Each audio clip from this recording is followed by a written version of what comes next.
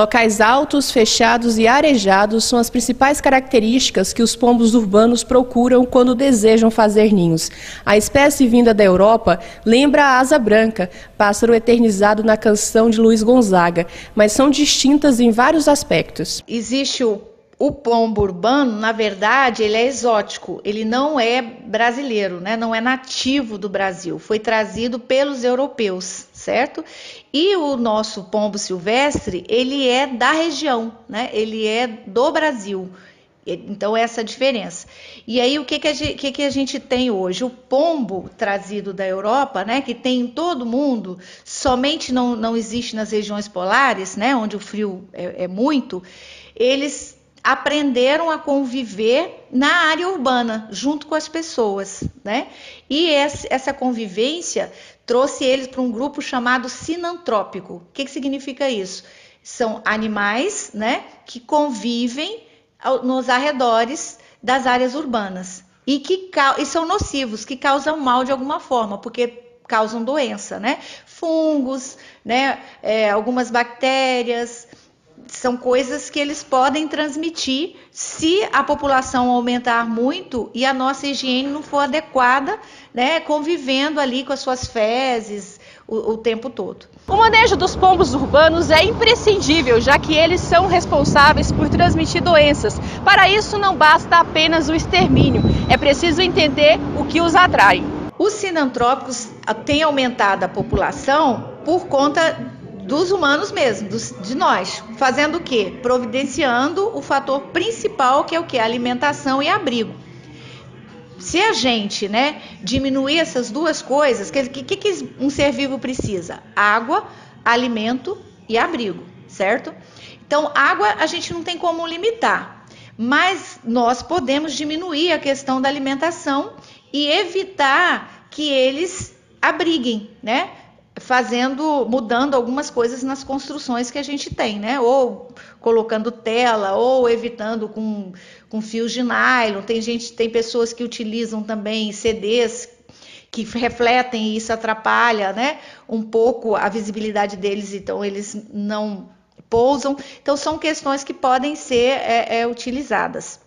Em relação à legislação que você perguntou, os pombos silvestres, eles são protegidos por lei totalmente. A gente não pode nem caçar, nem apanhar, né? nem comer, nada disso com a questão dos pombos silvestres. Mas os sinantrópicos, as pessoas, desde que elas não provoquem maus tratos, elas podem tentar evitar a superpopulação na zona urbana. Como? Diminuindo a alimentação para eles e dificultando o local que eles utilizam para abrigos, que são forros, porque como eles gostam de altura e de posição adequada para enxergar, né, ter uma visão mais ampla para proteger os filhotes, né, de algum predador, então eles utilizam essas áreas. A gente tem que então ter atenção nessas construções e fazer isso que a gente já citou um pouquinho antes, né?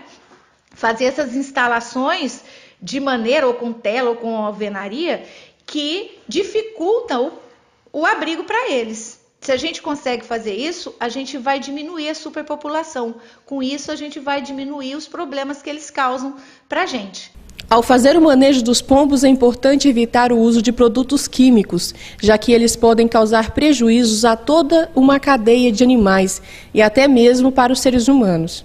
Eliminar o animal só no último caso, e aí vai precisar provavelmente de um projeto estratégico e de pessoas habilitadas para fazer isso, né? Eu acredito, mas mesmo tendo muito, você pode evitar diminuindo a alimentação dele, recolhendo os ovos ali no ninho, dificultando que ele entre naquele abrigo. Então tem várias coisas que podem ser feitas sem precisar fazer a eliminação total, porque ele mesmo, né, vai entendendo. Se naquele local ali é oferecido para ele 10 quilos de comida, eu posso ir diminuindo.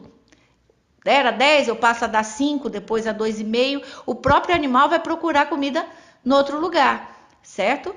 E se eu evito, se ele abriga aqui e eu coloquei tela, ele não vai ter mais como entrar ali. Ou se ele faz ninhos ali e eu recolhi os ovos, ele vai abandonar o ninho. Então, e a gente não vai ter a procriação. Então, nesse sentido, eu acho que a gente pode fazer muita coisa, mesmo onde tem uma população grande de pombos. Eu acho que é importante a gente evitar o uso de produtos químicos, porque o uso de produto químico, além de matar esse animal, pode matar outros que vai se alimentar dele, pode prejudicar crianças que pode mexer com esse animal, pode também afetar o solo, afetar a água. Então, por isso tem que ser manejado com pessoas habilitadas e que entenda qual é o regulamento de utilizar esse tipo de produto.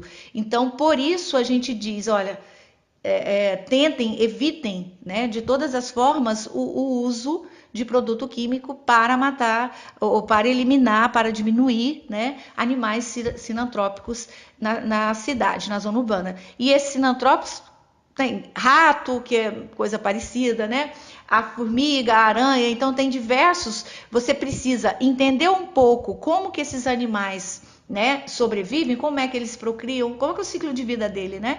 O que ele come, aonde ele vive, aonde ele se abriga, e aí tentar evitar nesse sentido, né? Para tratar sobre esse assunto, existe uma instrução normativa do IBAMA, a instrução normativa número 141, no seu artigo, né, 5º e parágrafo 1º, ele diz que o cidadão, pessoa jurídica ou física, né, que pode, né, tentar manejar, né, lidar com esses animais sem ter uma autorização dos órgãos ambientais, desde que não use de maus tratos com eles. Então, isso que a gente falou antes, né?